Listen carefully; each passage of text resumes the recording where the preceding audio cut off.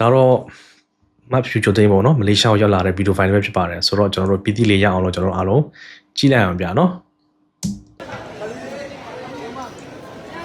ค่อยกันดารักชวกเตลายมาจู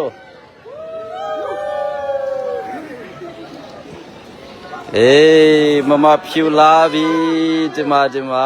มาผิวลาบีมิงกลาบา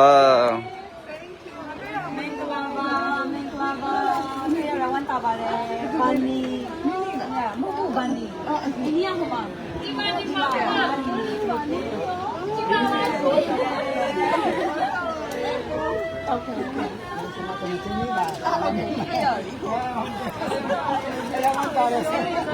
Mama phiêu cả dâu là bị chứ mà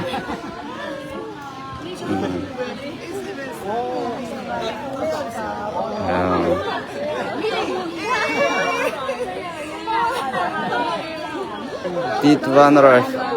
No, one will arrive tomorrow around 11 a.m.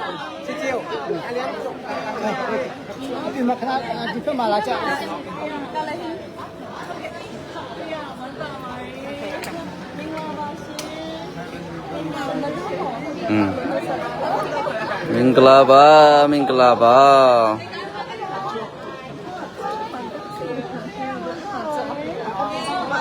Hello. Kendam. Okay ba.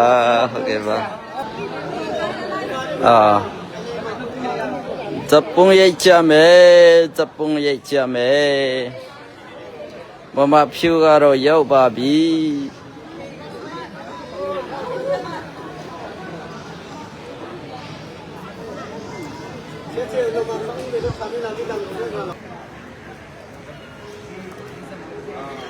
Okay, 1, 2, 3.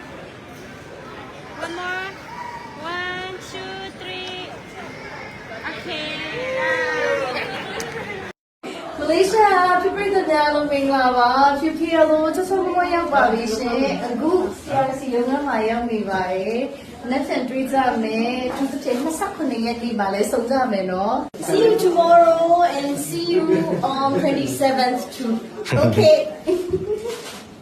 ဟုတ်ကဲ့ပါဒါတော့မဖြူချိုသိမ်း24ရက်နေ့ညနေပိုင်းပေါ့နော်မလေးရှားကိုရောက်လာတဲ့ဗီဒီယိုဖိုင်လေးပဲဖြစ်ပါတယ်ဆိုတော့မဖြူချိုပြောရတဲ့အတိုင်းပဲပေါ့နော်ဒီနေ့25ရက်နေ့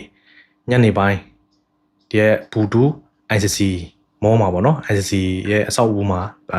တွေ့ဆုံပွဲကျမပြုလုပ်မှာဖြစ်တယ်ဆိုတော့ကျွန်တော်ရဲ့ Facebook page မှာလည်းပေါ့နော်ကျွန်တော်တင်ပေးထားတာဖြစ်ပါတယ်ဆိုတော့မလေးရှားရောက်ညီကိုမောင်နှမများအနေနဲ့ပေါ့နော်ဒီနေ့25ရက်နေ့မှာအားတဲ့လူများရှိလို့ရှင်လဲတော့ရောက်ဝင်ရဖို့အတွက်ကိုကျွန်တော်နေသားရက်ခံချင်ပါတယ်ကျွန်တော်တို့ဒီလိုမျိုး champion တွေနော်နိုင်ငံကျော်ကမ္ဘာကျော်ပုဂ္ဂိုလ်တွေဆိုတာတွေ့ရဖို့အရင်ကိုခဲရင်းပါတယ်နော်နောက်တစ်ခုကဘာကြောင့်လဲဆိုတော့ကျွန်တော်တို့တော်လိုင်းရေးပတ်တော်ထားလဲဖြစ်တယ်အဲကြောင့်ကျွန်တော်တို့တော်လိုင်းညီကိုမောင်နှမများအနေနဲ့လည်းတွားရောက်ပြီးဝင်ရတင်ပါတယ်ဟိုရှေ့ကဗီဒီယိုတွေကဘယ်လိုလဲဆိုတော့ချင်းဒုက္ခတွေများဆိုတော့မှချင်းဒုက္ခတွေများအဖွဲ့အစည်းကနေမှရေးထားတယ်ဆိုတဲ့အတွက်ကျွန်တော်တခြားတိုင်းသားတွေကလည်းတခြားတိုင်းတွေမပါဘူးလားဆိုတော့ဝေဖန်မှုတွေများတယ်ဆိုတဲ့အတွက်ပေါ့နော်ဒီနေ့25ရက်နေ့မှာကျွန်တော်မြန်မာတွေရွှေမြန်မာအားလုံးအတွက်တိတက်တွေ့ဆုံမှုအတွက်ကိုပွဲစီစဉ်ပေးလိုက်တာဖြစ်ပါတယ်ဆိုတော့ညနေပိုင်းပေါ့နော်6နာရီနဲ့10နာရီအထိဟုတ်တယ်ညနေပိုင်း6နာရီနဲ့10နာရီအထိတော့ရောက်ပြီးမှဝင်ရလို့ရပါတယ်ဆိုတော့ဒီနေ့25ရက်နေ့ပေါ့ဗျာနော်